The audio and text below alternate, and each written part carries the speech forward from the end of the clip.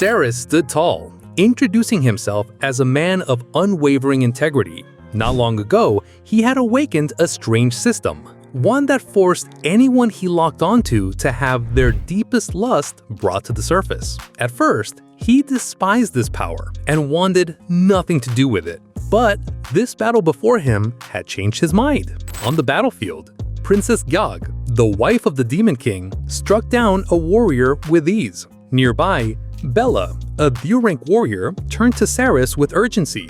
She begged him to leave her behind, warning that they were no match for the demonic beasts. She told him not to play the hero since he was only an F-rank warrior. But Ceres shook his head. He reassured her not to worry. He could handle her. Jog, however, yonked carelessly and muttered that humans were far too weak to catch her interest. Even so, Ceres declared that he would never retreat. Bella, noticing the blood dripping from his body, warned him that even standing here against Yog would drain him dry. She pressed him, asking how he planned to fight her. Desperate, she insisted he run. A goblin nearby interrupted, pointing at Ceres and telling Yog that there was still a human left standing. Yog stepped forward, commanding her goblins to kill him. With a cruel smile, she announced that she would use Ceres' head to craft a fine cup for her beloved king. In that moment, Ceres acted. He locked onto Gog with his system and activated it. Just as Gog reached him, she suddenly grabbed his face and kissed him. The air froze. His system surged, doubling his attack power instantly. Bella's eyes widened in shock. "Ceres, what are you doing?" she cried out. Even the goblins looked on in disbelief, one of them asking Yog what she was thinking. But Ceres didn't waste time. He hurled the goblin aside with newfound strength. Yog quickly stumbled back, wiping her lips in confusion. She stared at him in disbelief. What just happened? She had come here to kill him, so why has she ended up kissing him instead? She realized he must have done something to her. Meanwhile, Ceres wiped his own mouth and declared with firm resolve that for the sake of the city's safety, he was even willing to sacrifice his body. The goblins began whispering among themselves. "Did Yog just kiss him?" one asked in shock. Ceres stood tall, facing them all. "Bring it on," he shouted. "I will fight until the very end." The goblins exchanged uneasy glances. They hadn't expected Yog's lover to be human, but now it made sense why he hadn't even dodged her kiss. One of the goblins suddenly shouted in anger, demanding to know how anyone dared to question Yog's loyalty to the king. Cheating, he argued, was something only humans did. Demonic beasts would never stoop to such disgrace. Yog's expression hardened. She muttered that news of her kissing a human must never reach the king's ears. Yet inside, she was unsettled. Her heart was racing far faster than she wanted to admit. With a sharp glare, she ordered her goblins to kill the human immediately. The goblins roared and charged at Ceres. He braced himself, only to be stunned when his sword shattered after a single strike. Dodging frantically, he realized that his defense hadn't improved at all. Only his attack had risen by 100 points. Slashing again, Ceres cut through a goblin's halberd with ease. Another lunged from behind, but Ceres spun swiftly and sent it flying across the field. Bella's eyes widened in disbelief. "An F-rank warrior shouldn't have this kind of power," she whispered. Ceres, however, was less confident. He thought his strike had been enough to cleave the goblin in half. But when he looked closer, he saw only a shallow wound. Their toughness shocked him. These goblins were far more formidable than he expected. Before he could regain his stance, Yog's powerful kick came crashing toward him. Ceres managed to block, but the impact rattled through his body, sending him sprawling. The goblins, seeing their princess had subdued him, rushed forward to finish the job. But before they could reach him, Yog's tail slammed into Ceres and knocked him back. She stood tall, eyes sharp, and commanded the goblins to stop. If they defied her, she warned that they would face death themselves. To everyone's shock, her cheeks flushed red. She declared that she would personally teach this human a lesson. At that moment, her lust index surged to 91%. The goblins cheered her on, urging her to kill him. But inwardly, Yog growled that she would bite him to death herself. As her sharp teeth sank into his flesh, Ceres felt a strange surge. His defense rose by 50 points. The realization stunned him. Was this the price of his power? To to be toyed with and humiliated like this? To him, it was an insult, a blow to the pride of a man of integrity. Yet, compared to the safety of the people in the city, he thought this was a small sacrifice he was willing to endure. Meanwhile, Yonk herself was in turmoil, her face twisted with confusion. What's happening to me? Why am I acting like this with a human? She tried to snap herself out of it, reminding herself that she was a powerful demonic beast, one who should never falter. One of the goblins muttered nervously, wondering aloud if Yolk truly meant to kill this human after all. Another quickly silenced him, snapping that he should open his eyes. Couldn't he see? Yolk was only searching for the man's weak spot. If he didn't know anything, he should keep his mouth shut. Meanwhile, Ceres felt another surge through his body. His defense rose by 130 points, his attack by 150. A determined light entered his eyes. With this strength, he thought, he could finally handle the goblins. It's time to fight back, Ceres declared. He charged forward, raising his sword and striking at Yolk. But she was faster. With a lash of her tail, she caught his hand mid-swing, and in the same instant, her other arm coiled around his neck. Ceres' eyes widened in shock. Even with all this newfound power, it still wasn't enough. With brutal force, Yolk slammed him into the ground. The goblins gasped. One admitted he had been wrong. Yolk truly did intend to kill this man. Another said he was ashamed of his earlier dirty thoughts and urged Yolk on, shouting for her to finish Ceres. But Yolk's face was flushed, her body trembling. Why does my body feel so strange? She muttered. She tried to steel herself, to suppress whatever was surging within her. Blushing, she leaned closer and demanded, "How dare you oppose me, human?" Her voice grew sharper. "I'll strip you of everything." In a sudden motion, she ripped his shirt apart, baring his chest. "I want you to see the vast difference," she declared, "between your fragile body and the strength of a true demonic beast." Her voice shook with something beyond anger. She admitted inwardly that she was itching, aching to see this human's muscles. Around her, the goblins howled with excitement, calling it a ruthless move, laughing as they told one another to watch and learn. Ceres' armor crumbled away, leaving him vulnerable. Yolk reached her hand toward him, trembling. Inside, she screamed at herself to stop.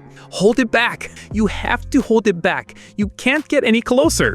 But something deep within her heart was breaking loose, unstoppable. Her lust index surged, rising all the way to 100%.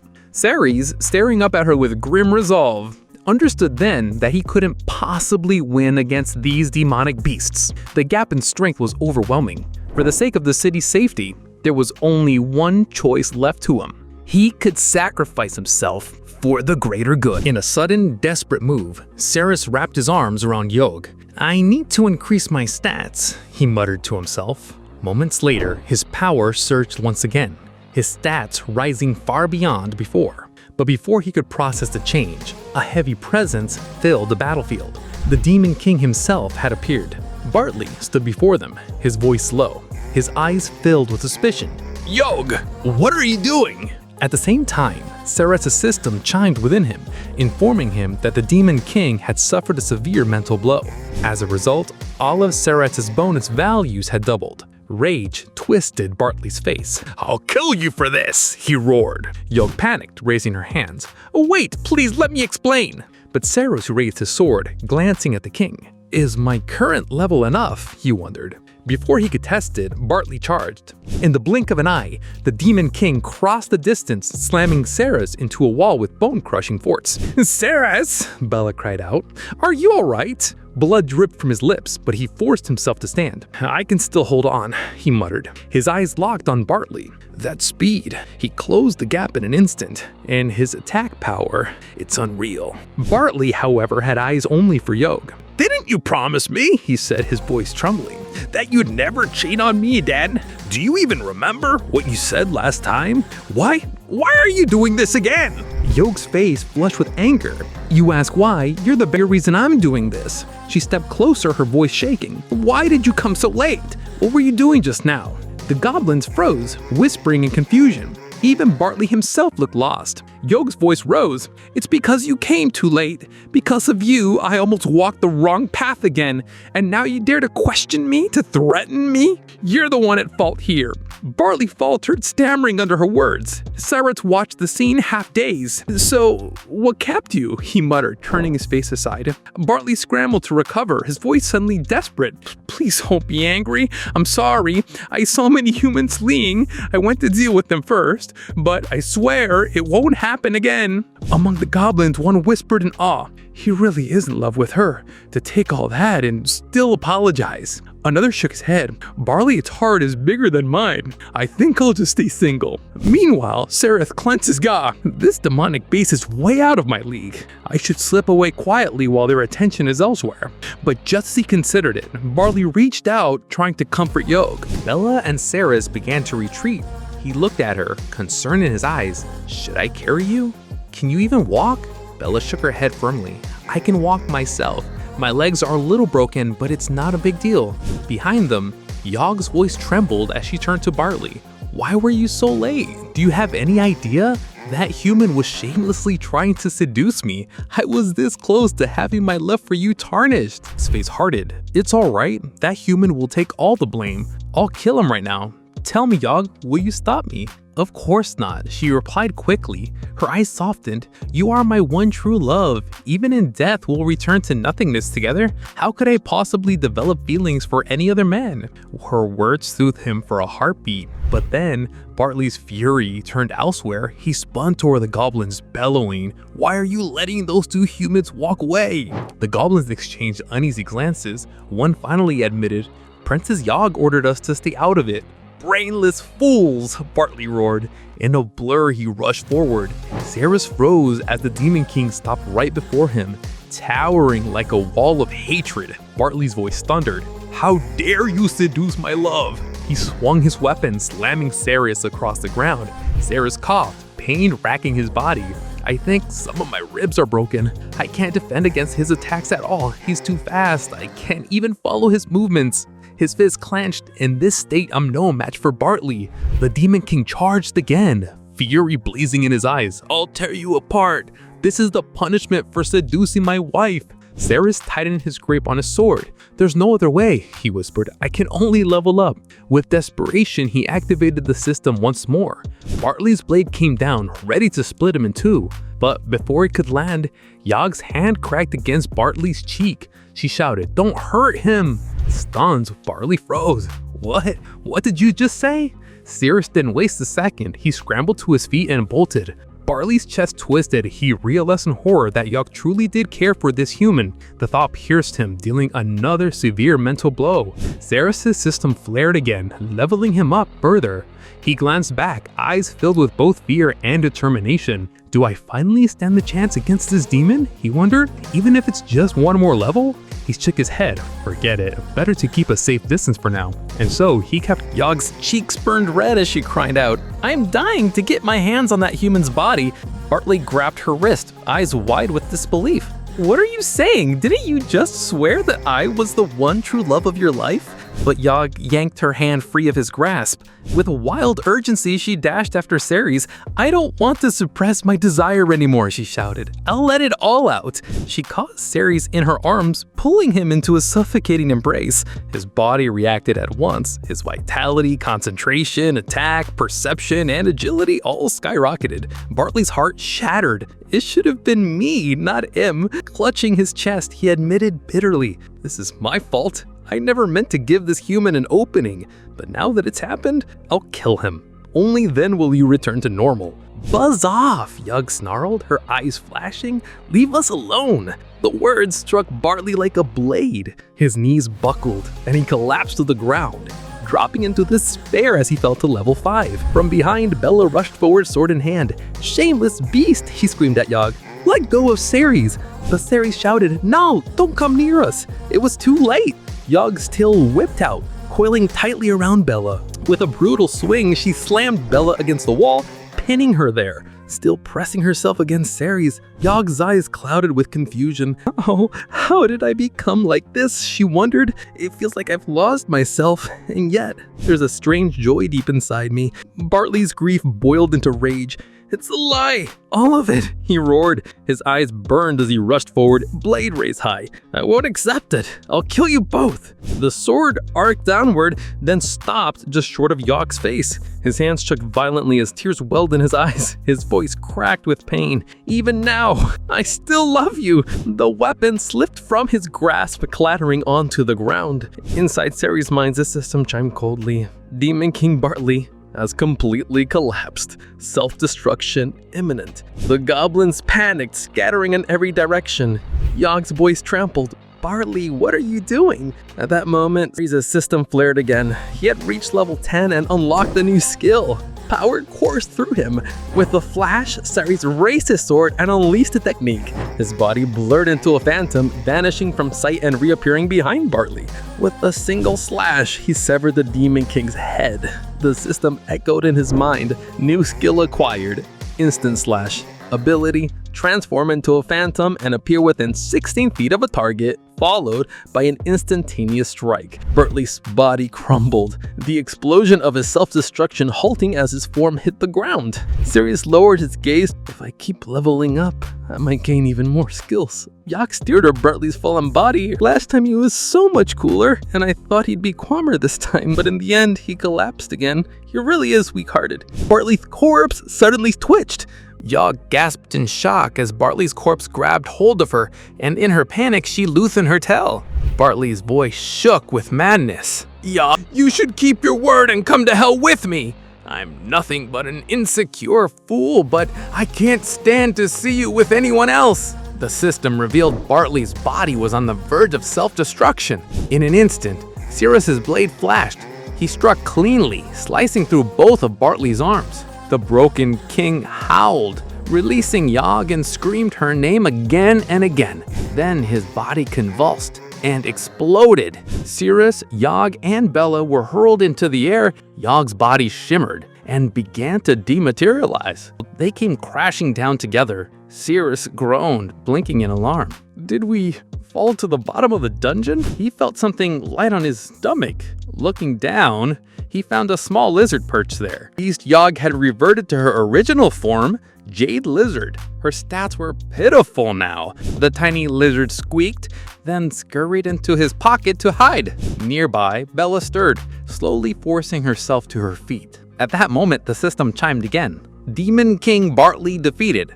Reward available. Map of Nay Dungeon. Should I activate it? This could be dangerous. I have to be cautious. Bella suddenly realized she was sitting right on top of him. I'm so sorry, she stammered, before retreating to the corner, burying her face in embarrassment. He accepted the reward, and the map unfolded within his system.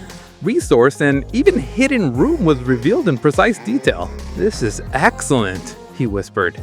With this, I can head straight to the boss's chamber. Bella tilted her head, scooting closer again.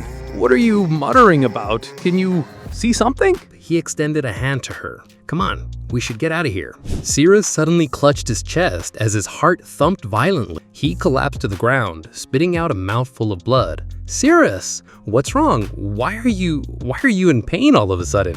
His veins bulged across his skin, dark and jagged like they were about to burst. A guttural scream tore from his throat as his fingers began to melt, his pinky dripping away in a horrifying hiss. Sirius writhed on the floor, rolling in agony.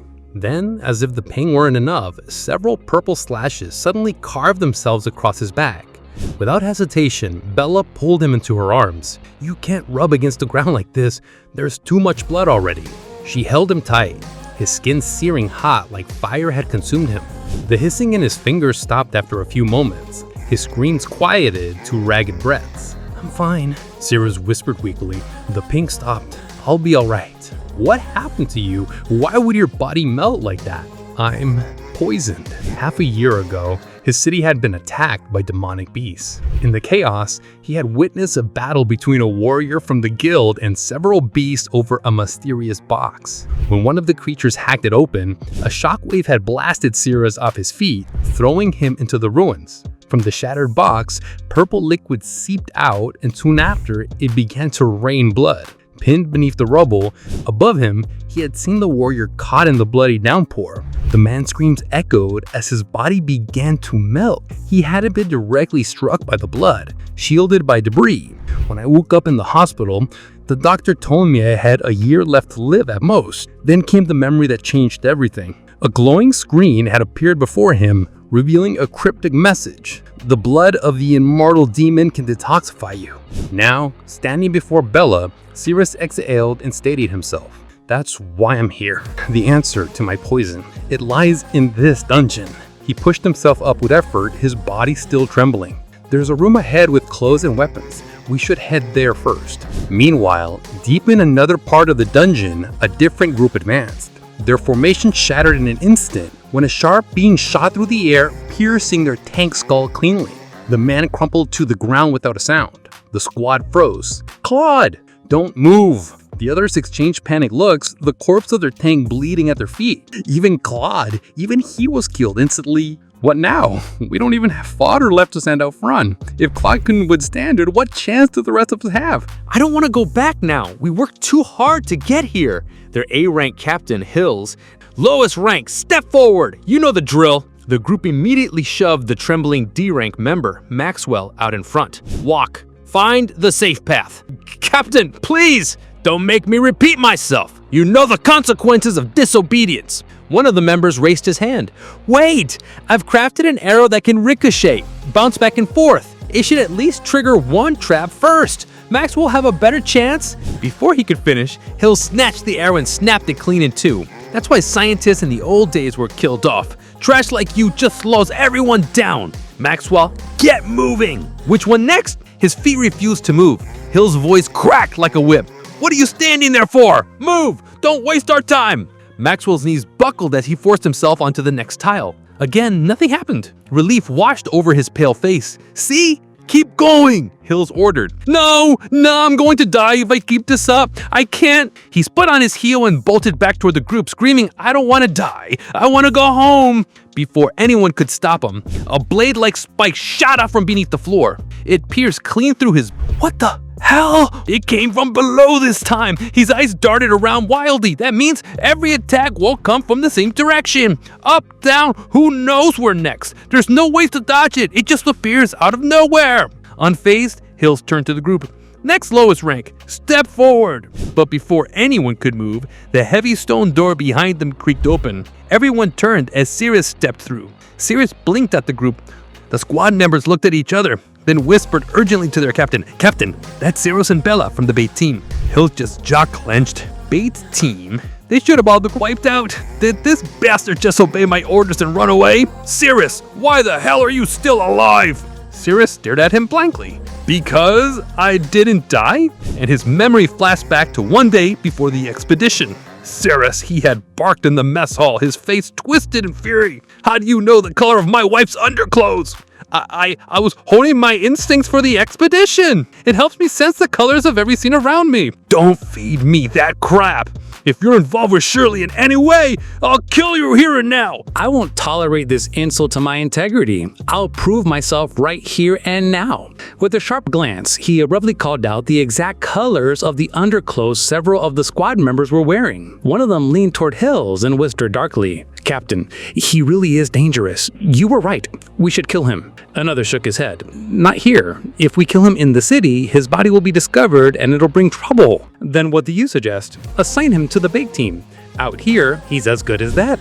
Now, standing in the trap-ridden corridor, I only detoured here to change my gear, but I didn't expect to run into the Slayer Squad. Come here. That's an order from the captain of the Slayer Squad. Saris had nothing at first, silently watching Hills as he coldly positioned the lower-ranked members. One of the squad members finally stepped forward. Captain, if he can make it across alive, then we can just follow his steps. We don't need to waste more men clearing the way. We've already lost dozens of valuable members to crush the final boss of this C-rank dungeon. Do you think we can afford to turn back now? This decision is for the sake, or do you dislike my decision? The man flinched and fell silent. Sir, your instincts are finely tuned, aren't they?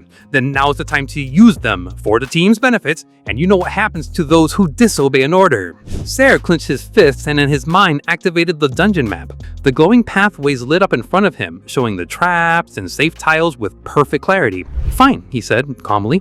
Sir, don't. There's something wrong with Hills. We can find another route. The captain has given me an order. Don't worry, it'll be fine. Sir stepped forward without hesitation. His foot landed squarely on the safe tile. He really just walked right into it. No hesitation at all. Could it be that that guy wasn't bluffing about sensing traps? Sir walked forward 3 steps straight, then 2 steps left. The men's jaws dropped. 3 in a row and nothing happens? One whispered. Unbelievable. He's just lucky. He'll die soon. He shifted again, 2 steps left, then calmly took another forward. The squad stiffened, bracing for the sound of a trap springing. Yet nothing. He's taking every step without hesitation. Could it be? He actually knows the path. No way, another shot back. We left a dozen men just figuring out the first half of this dungeon. How could some effing brat grab something that even we couldn't? At that moment, Sare suddenly leapt forward. That's it. He's done for. Almost lost my balance there. Meanwhile, Hills' face tightened as he watched. The system whispered to Sare, 5 steps forward. Nodding, he murmured, almost there. The squad fell silent. He actually made it, one whispered. Not a single trap triggered, another added. Is it possible? Can he really sense them? Sare smiled faintly, brushing off the dust from his shoulder. This is the result of my training, and for the record, I have nothing to do with Shirley. With a flash of steel, he presses blade against Sare's throat. Impossible! There's no such thing as intuition. You've just been relying on luck, and luck always runs out. Fine then, if you're so confident, Sare will lead the way from here on. Comment if you want more on this manhwa. Manhwa name in the comments. While I read your comments, watch these videos and have fun. Like and hype the video.